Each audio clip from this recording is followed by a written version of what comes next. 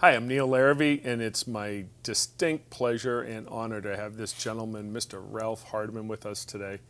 RALPH is, of course, an artist that really does not require much of an introduction because our community in marching percussion knows of this man as an absolute giant in our industry. DCI Hall of Famer, a gentleman who's been involved in so many areas of not only marching percussion, but involved in pop music as well, and has maybe made more impact in marching percussion education than any individual I can think of. So what a great pleasure it is to have him here visiting with us at Vic Firth and catching up, because it's been a while, my friend, since we've been able to talk about what's going on. It has, you're right. You know? And I'm super happy about being here. This is nice. Yeah, we got new digs here at the new Vic Firth facility. Super that's in new digs. Yeah, Holy mackerel. Yeah, Vic would approve, I think. Yes, he would. Or no he'd doubt. say, geez, Jeez. what did you do that for? You know? That's one or the perfect. other. I'm sure it would be one of those two. You know, it's always good to, you know, kind of remember where you came from. And I'm sure people ask you about that all the time. And we've talked about before. People think of where you are in your career and where you were in your drum corps career. But tell us a little bit and review a little bit about how you got started in music as a child and what got you going and so motivated to, you know, create a career for yourself. Well, the motivation was my three oldest sisters. They were violin, viola, and cello players. And the strongest part of the motivation was me discovering that, you know, I had a good 3 different kinds of bow and arrows that I could deal with as a child, and when the cello came home, you know, I could save Nottingham with that. But my sisters, they were consummate musicians, and there's music around the family. Mom and Dad were singers and played piano, and everyone in our family, my 9 sisters and brothers, we all sang or played some instrument or something. It was just, that was Mom's and Pop's got us going. Took me a while to get to the drums because Moms and Pops didn't want me to play drums, right?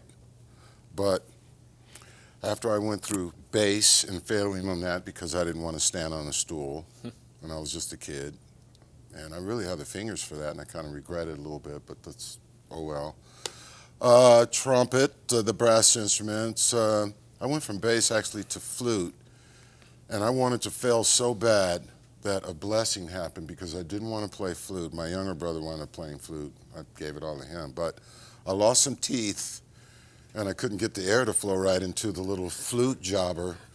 And it really paid off. And then by then, Moms and Pops had thrown in the towel and said, all right, we'll get you a tambourine, you know. And so that's kind of, but I played everything and tried out for everything. So how old would you have been when you were starting to move to percussion here? To making serious moves, I think I was elementary school. Yeah. So how old? That was so long ago. I don't even know how old I was. It's just a few years ago. Yeah, just a a few mere. years ago. Did you have some school? You know, were you fortunate to be in a school district that there was much for music? Yes. In fact, at that time, the LA school systems were very, very strong with music. I mean, the orchestras that I played in as a child. With my sisters, they were great orchestras. It was unbelievable, and they were all young too, you know, when we all first started out, but, you know, they were older than me, but the orchestra programs, community orchestras, this and that, and mainly I really wanted to be a conductor more than anything because of watching, you know, educational stuff on TV as a child and seeing the conductor in front of everybody, the guy that was in charge. And I wanted to be that guy because, you know, he had his own stand in front of him, and you turn the pages, and so, you know, I'd have my stick. And Mom and Dad used to have a lot of classical records for us, so I'd put on Khachaturian, which happened, I figured out was one of my favorites. Khachaturian, yeah, he did a saber dance and a bunch of ballets and things like that. So I put it on and I'd just start conducting, you know, and turning the pages, and I was like seriously into it before I got embarrassed about it because my sisters, you know, started laughing at me. But they didn't mean anything about it. They just thought it was interesting. But back then I thought they were laughing at me. Yeah. So I just would do it privately in my room. I still did the same thing. I wanted to be El Conducto, you know. So started out with conducting. Drums came in a little bit later on, like I said, after auditioning for all these instruments. And I remember being so happy, you know, because I got some drumsticks, man. I had some 7As, I think, or something like that back in the day. And, you know, I played everywhere. And then I learned a big lesson about not being able to play on kitchen tables and furniture and stuff like that because they were just so close to you, and you know you had the stick in your hand, and like your leg was bruised up already, and you needed a good hard surface besides having a drum. I didn't have access to that except for in school. But I loved it, and I never gave it up, and here we are right now. Of course, I don't play nearly as much. I had some degenerated disc over the years that really cut back on my playing, especially on a professional level, which really pushed me into teaching. You know, I had to still have my hands in the pie. And so I'm doing a lot of teaching. I play a little bit, but not nearly as much now, because when I pick up sticks to play or go over to my congas or my hand drumming and all that stuff, I feel like that, well, there's still a little bud tucked away in there, but some wood shedding really needs to happen all by my lonesome before I step out in front of anybody. And it takes a little bit longer than usual to do some things, but I mean, it's just the way it is. I'm a happy camper as long as, you know. So talk about you moving into teaching. So, I mean, this is where the bulk of your career, at least as the majority of people know you, is because of the difference you've made with so many people in your teaching and of course your writing. But before you were writing, I'm sure you started teaching. Tell us how you got started in teaching, maybe where you started. Well, it was interesting. You know, when I started teaching and writing at the same time, okay, which was pretty cool, and that was in the Anaheim Kingsmen in 1971. We didn't know any rules. We know that there were drum teachers in this, but over there was a little different. We had Don Porter Jr., who was our drum instructor, and the infamous Jerry Kirby, who taught us all rudiments and really chop stuff. But they weren't around a lot.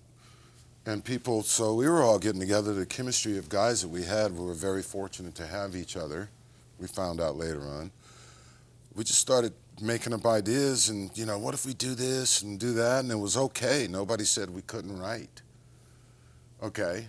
And so that's how I started. The first thing I actually brought to the drumline was this piece I called The Rudimental Percolator and Utensils. I haven't talked about that much, but MJB used to have this coffee commercial on TV. Remember MJB coffee? Maybe you don't. Oh boy. I'm a lot younger than you. Yeah, So, a lot yeah, younger than me. Some of you guys remember MJB, but it was We'll Google it. It was this, yeah, you do that. It was this little percolator sound that it made, and it was a melody. You know, it started out, one bubble would pop up and it would go boop, then another one, boop boop, then another one, boop boop boop, and then it went boo boo boo boo beep bop, boo boo boo beep beep bop, with a little rhythmic thing, and I went, man, I gotta write that. That's really cool. And so I actually did that and brought it to the Kingsmen guys, and everybody was just bringing stuff in to try and play. But we wound up writing a lot of this stuff for the show. I did. We didn't have keyboards in, but I did a lot of the timpani writing that we had because I was so fascinated with Fred Sanford's writing in Santa Clara.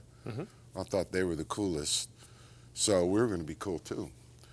So I wrote timpani stuff, and then this thing happened with drum solos and percussion features, and I did this version of, well, we did Yellow Submarine, and we had 3 drum solos back in those days.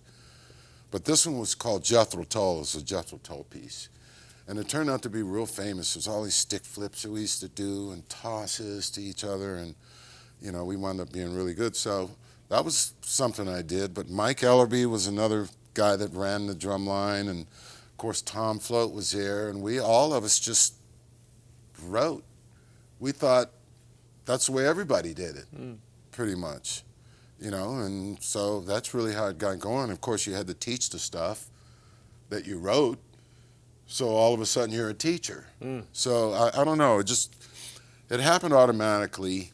Now let me ask you this: and a at lot that of time, guys. so when you say you're writing and teaching at that time, because of course you have a music marching. background and you have been formally educated, but at that time a lot of players in drum corps weren't necessarily schooled percussionists. That's so there was true. probably some rote teaching going on. A lot. Yeah. A lot of rote teaching, but I was really, by then I was really starting to get into notation because it looked so cool. You know, you're writing all these little things down and the little circles and dots and slashes and 2 of these or 3 of these for rolls, and you know, I dug all that, man. The 6-stroke rolls look so cool, you know, 16th note, 8th note, 16th note with 2 slashes in the middle. You know, people don't write them like that anymore. It's all straight 16th with slashes all, but you know, it looked cool. So, you know, I really got off on that as well, you know, and by then I was starting to gig a little bit too. You know, my first years around in the Kingsmen, 1971, I was doing some other playing, you know, some session work and stuff. And a lot of it was just being very fortunate and blessed, being in the right place at the right time. I learned a lot of things really fast, and a lot of it came to me naturally, so it's a blessing. I mean, I didn't even really study music until later on in college, years after my first 3 years in the Kingsmen. And that powerful stuff was going on. We were the first DCI national champions, and we were doing all the writing, and so there was a lot of things happening really fast. So somebody else was in charge up yonder someplace, perhaps. There's many names for that guy or gal, you know. But my point is, it was really a blessing, you know, and that's kind of how it started going. And before you know it, I aged out of Anaheim Kingsmen and somehow got asked to teach at Santa Clara.